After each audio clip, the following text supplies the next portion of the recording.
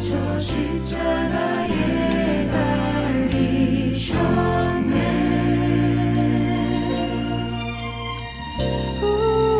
귀한 어린 양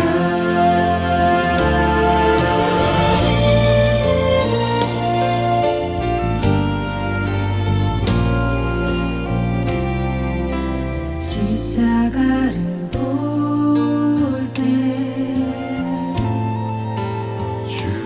감사드리네. 나의 모든 허물을 감싸주사 그 은혜 주셨네. 못 박히신 두 손 나를 대신하셨네. 날 깨끗하게 하셨네. 그 용서와 사랑을 주셨네. 주님 보좌에 계신 귀한 어린 양 이 면류관 드립니다. 찬양 드립니다.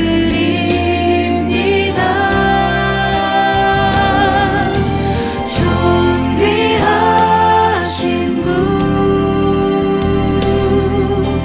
하나님 아들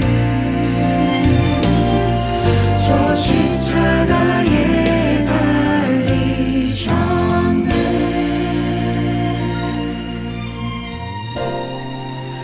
보좌에 계신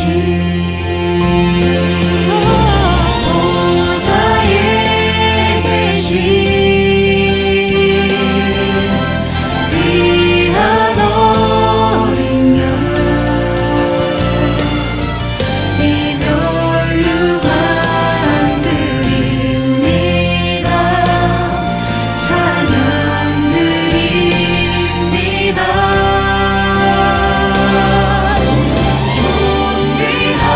존귀하신 분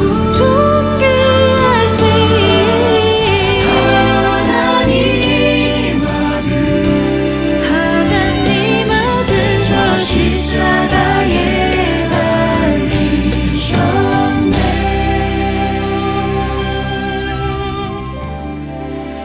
보좌에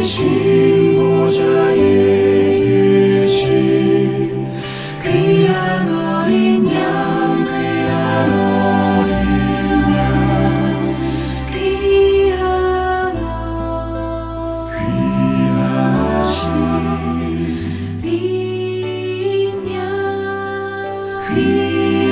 귀하신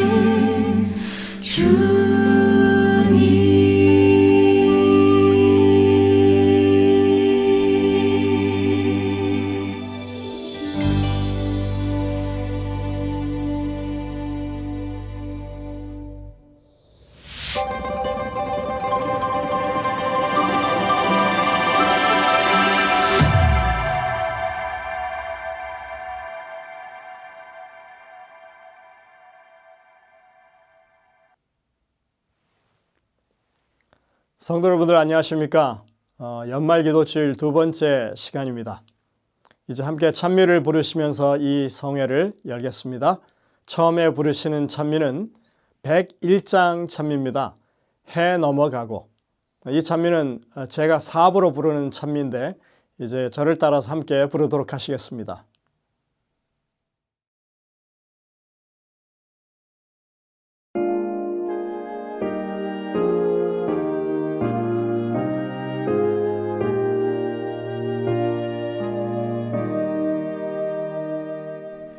해 넘어가고 어둠 덮이니 구주여 나와 함께 계소서.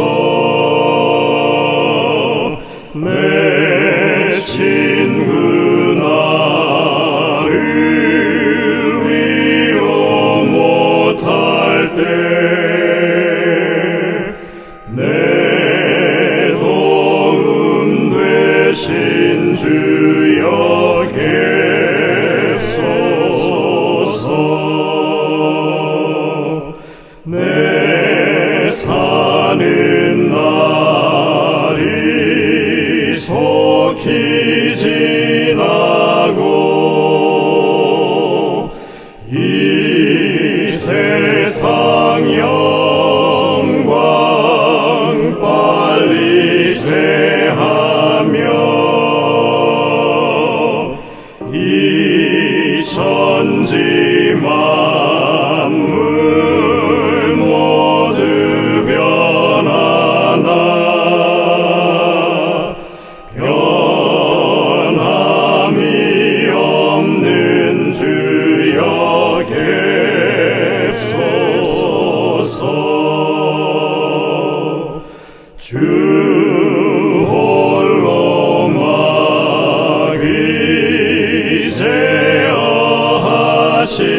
막이제어하시니 때마다 계심 요기합니다.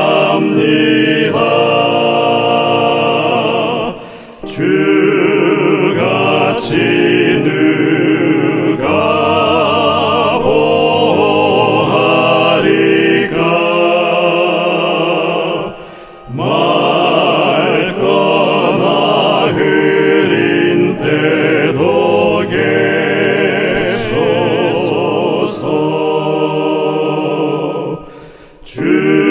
주께서 나와 함께 계시면 원수의 세력 두려움없도다.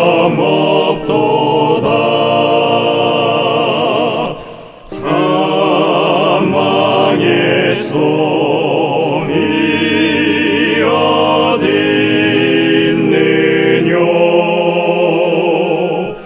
내 승리 되신 주여 객소서.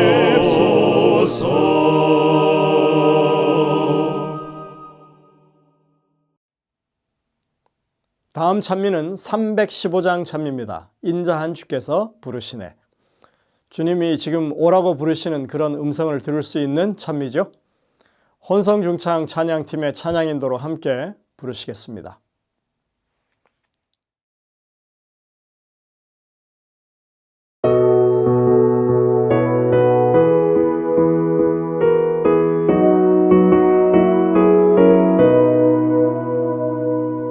인자한 주께서 부르시네 부르시네 부르시네 사랑의 햇빛을 왜버리고 점점 더 멀리 가나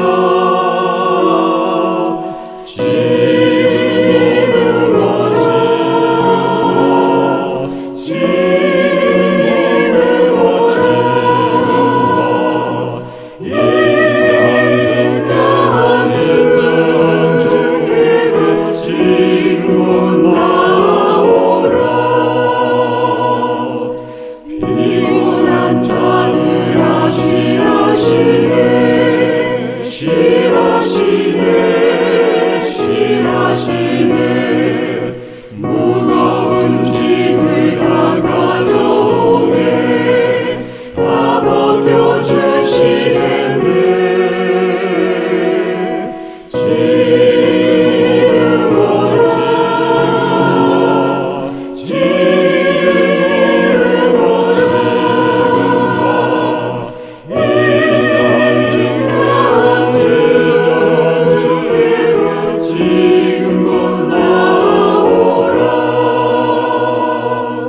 주께서 지금도 기다리네 기다리네 기다리네 죄짐을 가지고 따라오네 어서 주 앞에 오네 지금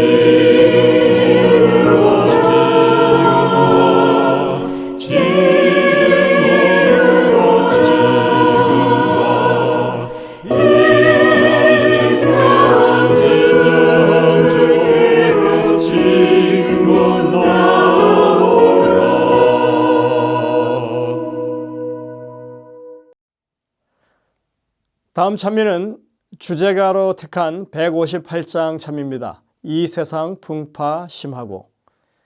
혼성중창 찬양팀의 찬양인으로 함께 부르시겠고요. 찬미를 부르신 후에는 이정록 장로님께서 기도를 인도하시겠습니다.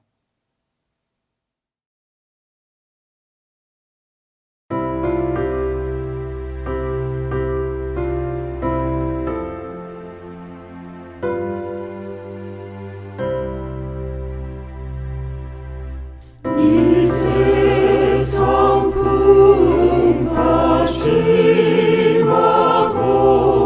또 환난 질고 많으나 나편히 쉬게 될 곳은 주의 위하신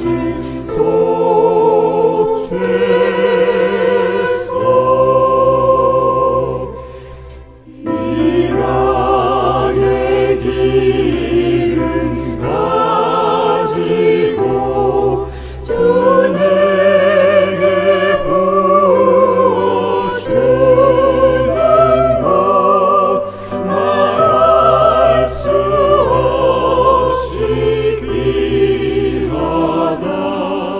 주 피로 사신 속죄소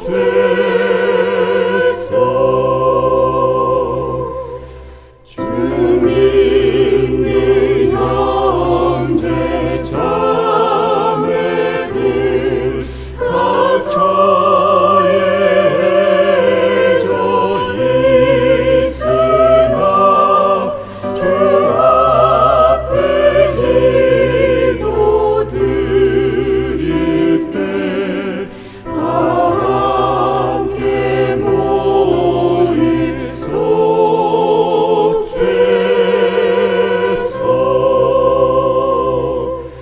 내 손에 제주 묻이고 내 입에 말이 묻으며 내 몸에 피가 식어도 나 잊지 못할 속죄소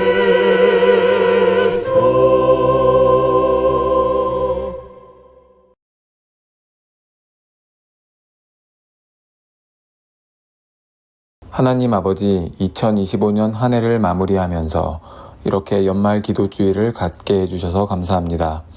하나님께서 한 해 동안 저희를 어떻게 인도하셨는지 되돌아보고 감사하는 시간이 되게 해주세요.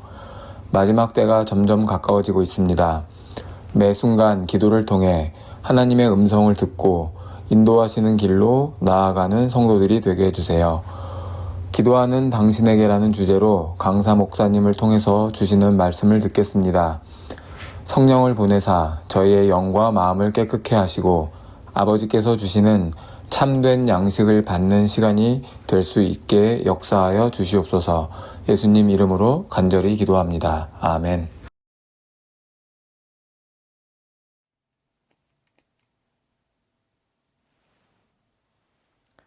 성도 여러분들 안녕하십니까? 이 자리에 함께 하신 여러 성도님들을 진심으로 환영합니다. 이번 주에 우리는 이웃교회인 오렌지중앙교회 주기택 목사님을 모시고 기도주일을 운영하고 있습니다. 비록 짧은 4일간의 기도주일 시간이지만 한 해를 기도로 잘 마무리하는 귀한 그런 은혜의 시간이 되시기를 간절히 바랍니다. 어제와 마찬가지로 말씀을 마친 후에는 약 3분가량 개인 기도의 시간을 가지게 됩니다. 카톡에 올려지는 기도 제목을 참조해서 기도하시면 되겠습니다. 오늘 말씀의 제목은 잔치에 오지 못한 이유입니다. 이제 준비된 특창을 들으신 이후에 말씀을 듣도록 하겠습니다. 하나님의 은혜가 넘치는 귀한 시간 되시기를 간절히 바랍니다.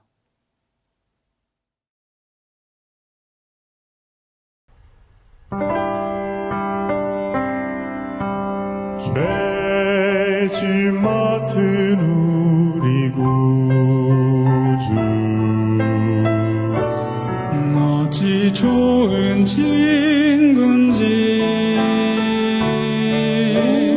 걱정 근심 모든 것을 한 사람 복 받네 주를 찾을 때 겸손히 엎드려 우리 모든 짐 맡기며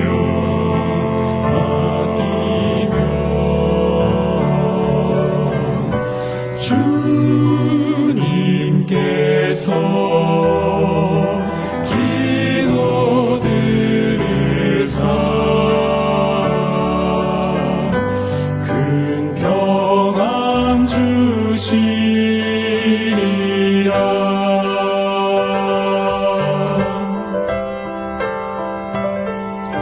주를 찾을 때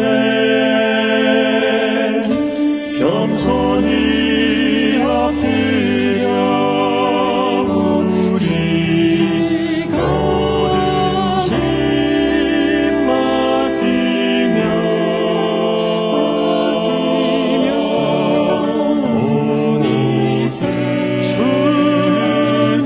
주님께서 기도 들으사 내 맘된 소원 주 앞에 나를 지나가지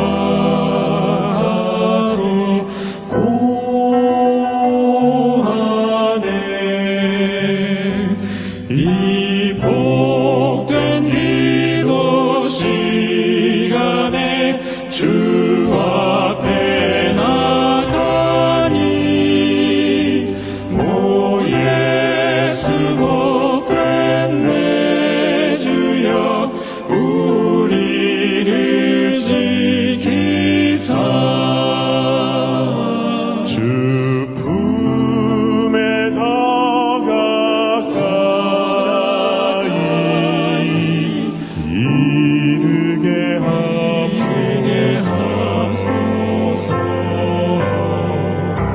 주를 찾을 때 겸손히 엎드려 우리 모든 짐 맡기며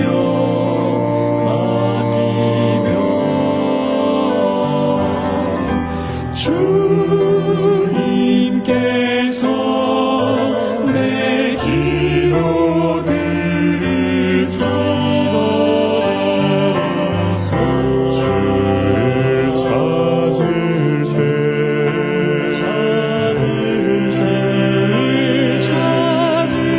때 오 나의 평안함을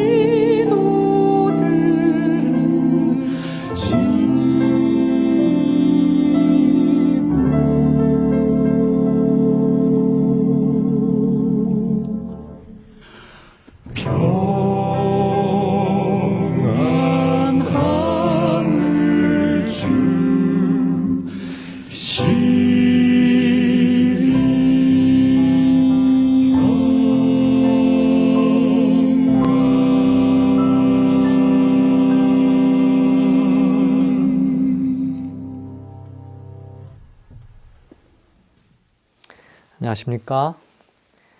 연말기도주일 두 번째 시간에 오신 여러분들을 진심으로 환영합니다.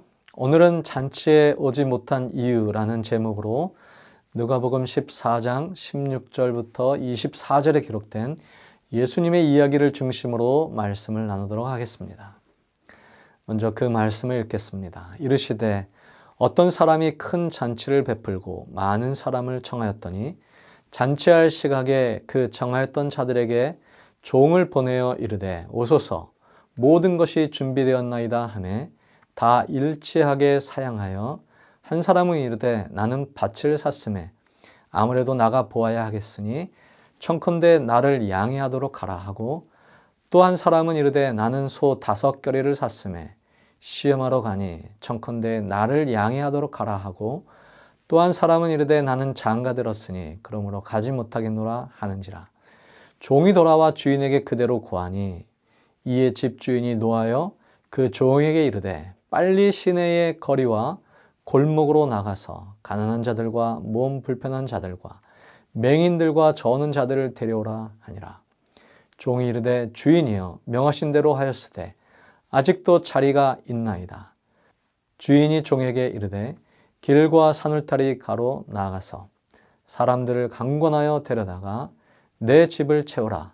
내가 너에게 말하노니 전에 청하였던 그 사람들은 하나도 내 잔치를 맛보지 못하리라 하였다 하시니라. 어떤 사람이 큰 잔치를 열고 초대장을 보냈습니다. 그리고 그 잔치가 열리는 당일에 종들을 보내서 초청객들에게 저녁이 준비되었다라고 알렸습니다. 하지만 아무도 올 생각을 하지 않았습니다. 한 사람은 밭을 살펴봐야 한다는 핑계를 댔습니다. 두 번째 사람은 방금 소를 사서 시험하러 나가야 한다고 말했습니다. 세 번째 사람은 막 결혼해서 갈 수 없다고 말합니다. 주인은 이런 핑계가 마음에 들지 않았습니다. 생각 같아선 상을 다 엎어버리고 싶었을 것입니다. 하지만 애써 차린 상이 아까워서 그럴 수도 없었습니다. 그래서 종들에게 온 마을에 돌아다니고 필요하면 뒷골목까지라도 뒤져서 병자든 빈민이든 상관없이 다 데리고 오라고 명령합니다. 그렇게 해서 자리를 채웠건만 여전히 군데군데 빈자리가 보입니다. 하지만 주인은 절대로 그런 빈자리를 보지 못합니다. 그래서 다시 종들을 보냅니다. 더 멀리까지 가라. 서둘러라. 음식이 식고 있다. 도시 밖으로 나가봐라. 어서 빨리 잔치를 열자. 여러분, 여기 나오는 이 종은 누구입니까? 바로 예수님이십니다. 하나님 나라의 잔치를 위해 이 땅에 보냄을 받으신 분이십니다. 마태복음의 다른 비유에서는 그 초청장을 가지고 나간 종이 살해당하는 이야기가 있는데 바로 그것은 주님 자신을 위한 이야기였던 셈이었습니다. 이것은 비유인 동시에 예언이었던 셈입니다. 잔치에 초대된 이 사람들은 누구입니까? 바로 그들은 하나님의 백성들입니다. 하지만 그들은 자기 일에 너무 바빠서 시간을 낼 수가 없었습니다. 물론 초대 자체를 싫어한 것은 결코 아니었습니다. 다만 다른 용무가 있었을 뿐입니다. 그 용무들은 정말 중요해 보이기도 했습니다. 그리고 그들은 모두 정중하게 양해를 구했습니다. 무례하지도 않았습니다. 정말 나중에 시간이 생기면 갈 것처럼 보이기도 했습니다. 2025년을 사는 오늘 우리에게도 정말 시간이 없죠.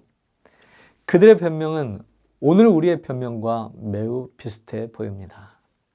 그 이유들을 자세히 좀 살펴보겠습니다. 잔치에 가지 않은 첫 번째 이유는 바로 땅을 샀기 때문입니다. 소유물을 얻었기 때문입니다.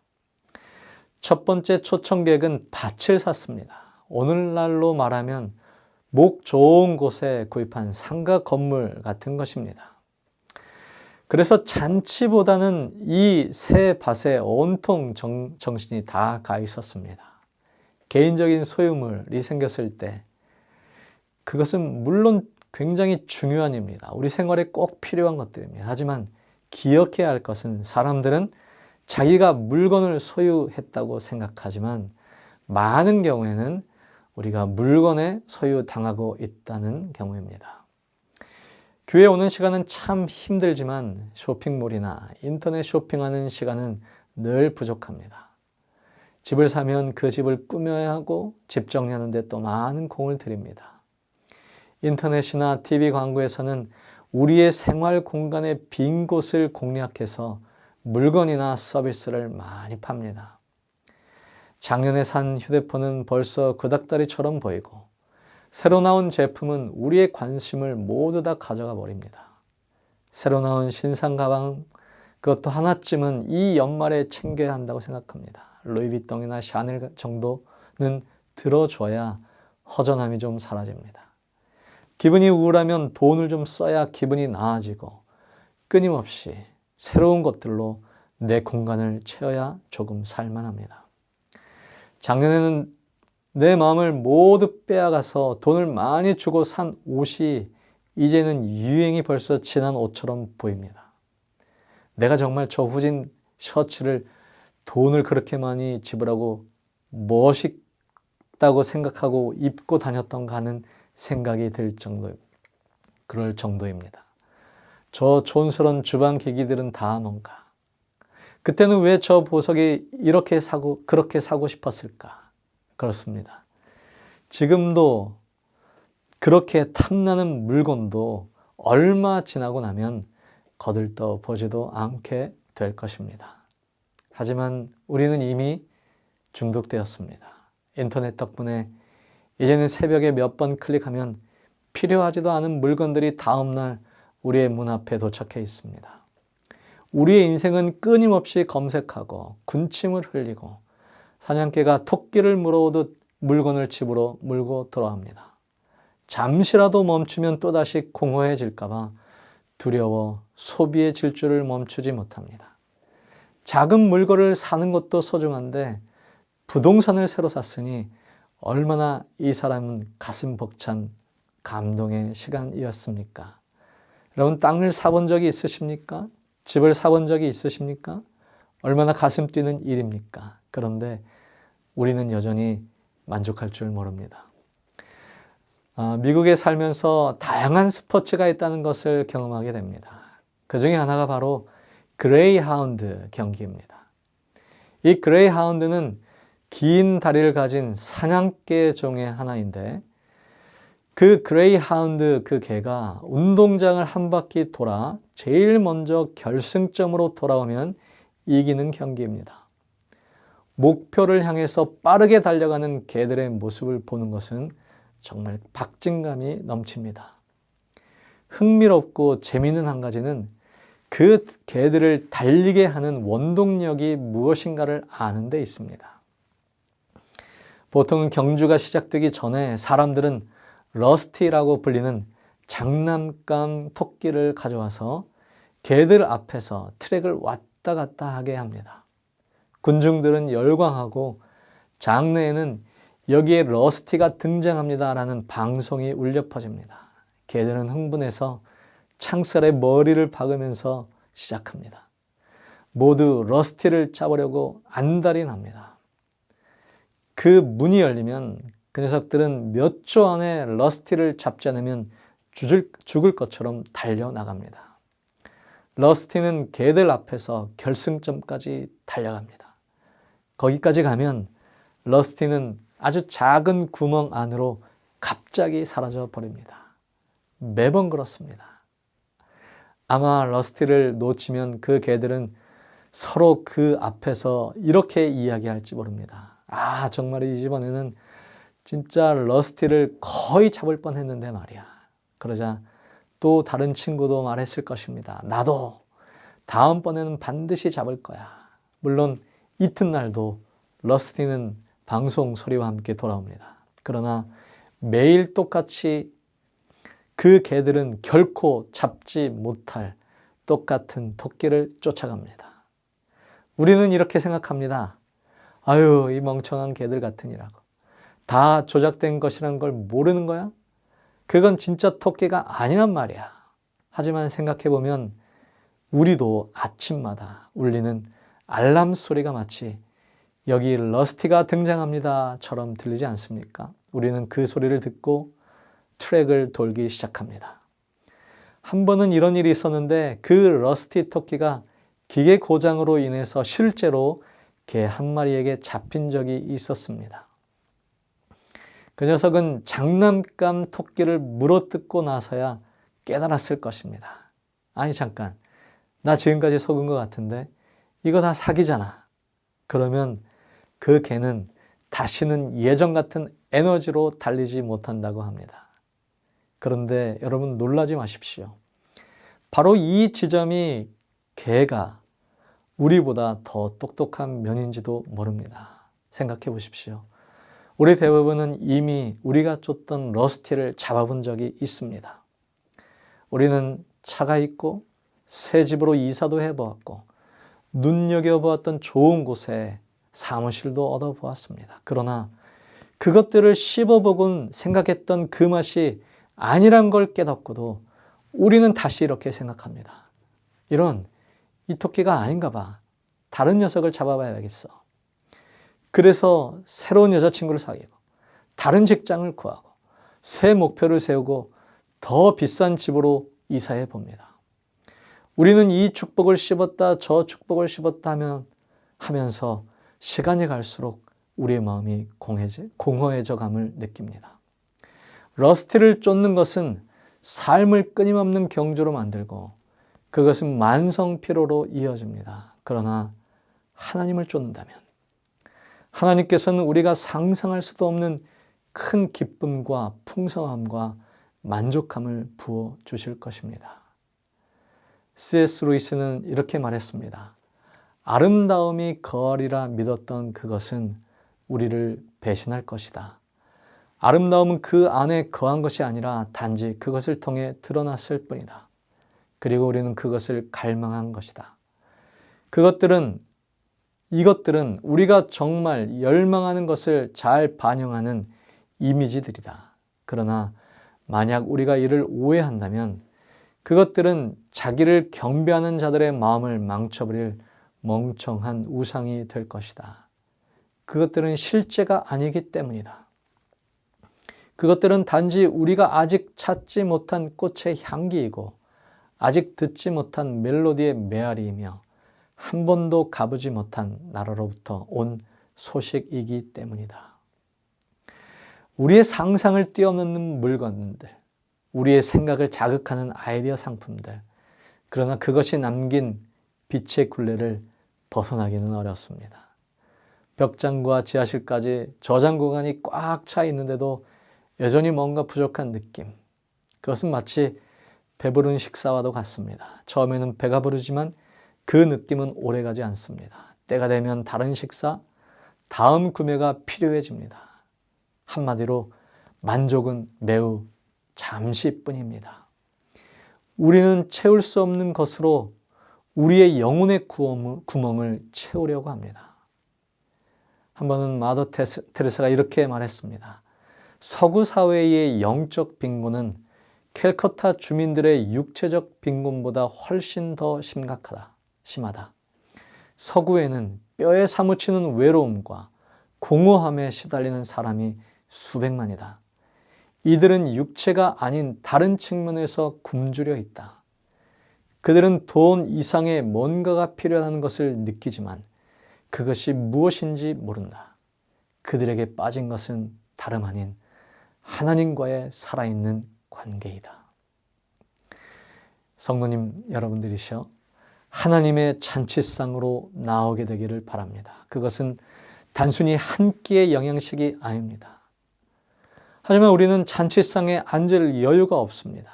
잔치상에 앉아서도 그분이 제공해 주신 음식에 관심이 가는 것이 아니라 그 접시의 메이커가 어딘지 궁금해서 접시의 뒷면에 더 관심이 갑니다. 두 번째는 바쁨으로 우리의 공허를 채웁니다. 이 이야기에서 두 번째 초청객은 새로 산 소 핑계를 댔습니다. 그도 단순히 소를 산 소비자일까요? 그렇지 않습니다. 소라는 말에서 우리는 그가 책임감 있는 사람, 그는 맡은 일에 대한 책임감으로 충만한 사람임을 떠올립니다.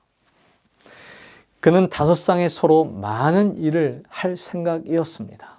어서 나가서 밭을 갈 생각으로 머릿속이 꽉 차 있었습니다. 바쁨이라는 함정이라는 한 기사가 뉴욕 타임즈지에 실린 적이 있습니다.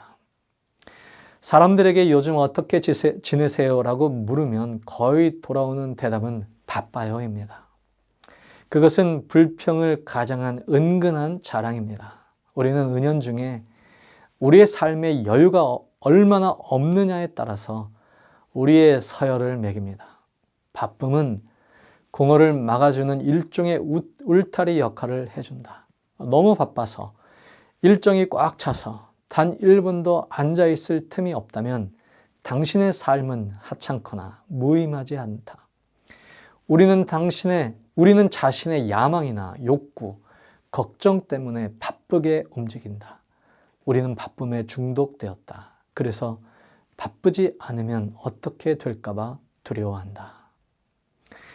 여러분, 우리는 우리의 공허함을 가리기 위해서 바쁘게 움직입니다.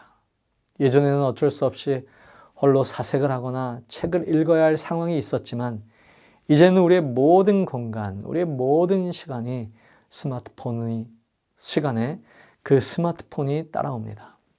침대, 화장실, 차 안, 예배 공간인 교회까지 이것은 우리의 동반자가 되어서 우리의 모든 빈 공간을 채워줍니다. 한치의 공허감도 허락하지 않습니다. 대부분이 아침에 눈을 떠서 제일 먼저 찾는 것이 핸드폰이고 잠잘 때도 가장 늦게까지 우리의 친구가 되어줄 것입니다. 우리 모두는 너무 바쁘고 정신없이 살아서 주의 잔치에 갈 여유는 도저히 없습니다. 우리는 너무 빨리 달려가고 예수님은 너무 뒤쳐져 오는 것 같습니다. 세 번째는 사람으로도 채워지지 않는 인생입니다. 초대를 거절한 세 번째 사람은 그 사람을 비난하기는 쉽지 않습니다. 오히려 등을 두들겨주며 축하해주고 싶습니다. 좋은 자리에 초대해 주셔서 감사하지만 저희는 지금 방금 신혼여행에서 돌아왔습니다. 짐도 풀고 양가에 인사도 드려야 하고 아무튼 할 일이 많으니 이해 바랍니다. 다음번 잔치는 꼭 참석하겠습니다.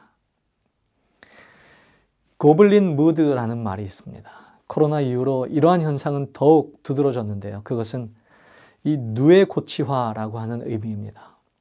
그것은 사람들을 만나는 것을 피하고 대화하는 것을 힘들어하며 오직 우리 가족만의 안락한 보금자리로 돌아가려는 현상을 말합니다. 운동장만한 텔레비전을 장만해 두고 집안에 틀어박혀 지내면서 북적대는 세상에서 벗어나 오로지 가족들하고만 오붓하게 살고 싶어하는 마음입니다. 더욱 많은 시간을 우리는 드라마나 좋은 그러한 영화 속에서 살아갑니다. 그리고 그것을 통해 얻은 교훈은 짝만 제대로 만나면 모든 공허감이 채워진다라는 잘못된 판단을 내리게 됩니다.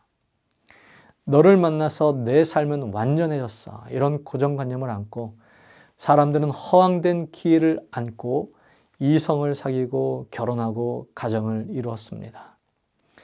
이 사람이 나의 남은 인생을 환상적으로 만들어줄 것이라고 상상을 안고 결혼을 합니다. 하지만 그런 인생이 예상하지 못한 결과를 만나고 비참하게 느껴질 때는 그 모든 책임 또한 상대방에게 전가됩니다. 너 때문에 내 인생은 이렇게 망가졌어 라며 상대방을 한탄합니다. 우리가 기억해야 할 것은 남녀의 사랑, 가정의 행복은 하나님께서 우리에게 주신 최고의 선물이지만 그 사랑과 행복만이 전부는 아닙니다. 게리 토마슨이 쓴 연애학교 중에 이런 내용이 있습니다. 결혼은 모래시계와 같다. 모래시계 안에서 모래는 천천히 꾸준히 아래로 내려간다. 처음에는 약혼자가 모래시계에 모래가 가득 찬 것처럼 완벽해 보인다. 하지만 결혼하는 순간 모래시계가 뒤집어진다. 1년 반 정도가 지나면 불만의 감정이 싹트기 시작하고 위에 꽉 차 있던 모래가 점점 떨어져 결국 마지막 한 알까지 바닥을 친다. 우리의 감정도 그렇다. 그때 우리는 우리의 문제가 무엇인지 고민하기 시작한다. 맞습니다. 내가 어떻게 저런 사람에게 홀딱 반했었지? 혹시 더 꽉 찬 모래시계 같은 사람은 어디 더 없을까? 내 텅 빈 공간을 이 사람은 채워줄 수 없어. 그 사람은 과연 어디 있을까? 이런 생각이 들 때 우리는 이런 속삭임을 들어야 합니다. 나의 잔치집으로 와라. 그냥 몸만 와라. 그러나 우리는 아직도 망설입니다. 지금은 아니야. 아직은 아니야. 아직 나에겐 할 일이 많아. 다음번 잔치엔 꼭 가야지. 내 소유, 내 욕망, 내 비전. 하나님 대신 그 자리를 차지하고 있는 것들을 우리는 결코 포기하지 못합니다. 우리의 그런 빈 공간을 채울 수 있는 것은 우리의 새로 산 소유도 아니고 책임감도 아니고 사랑도 아닙니다. 다른 종류의 채움이 우리에게 필요합니다. 예수님께서 하늘로 오르시기 전에 제자들에게 그들을 안에서부터 변화시킬 사건에 대하여 말씀하셨는데 그것이 바로 성령이 그들의 삶 속에 들어오는 사건이었습니다. 예수님은 우리가 성령으로 가득 찰 것이라고 말씀하셨습니다. 우리가 참으로 예수님의 제자가 되면 즉시 성령의 삶을 경험하게 됩니다. 우리는 성령 충만을 위하여 기도해야 합니다. 성령이 오시면 우리를 상담하시고 위로하십니다. 우리 안에 변화가 시작됩니다.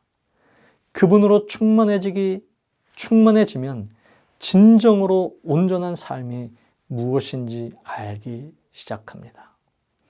바울은 에베소 교회 교인들에게 이렇게 편지했습니다. 술 취하지 말라. 오직 성령으로 충만함을 받으라. 술이 일으키는 흥분을 좋아하지 마십시오.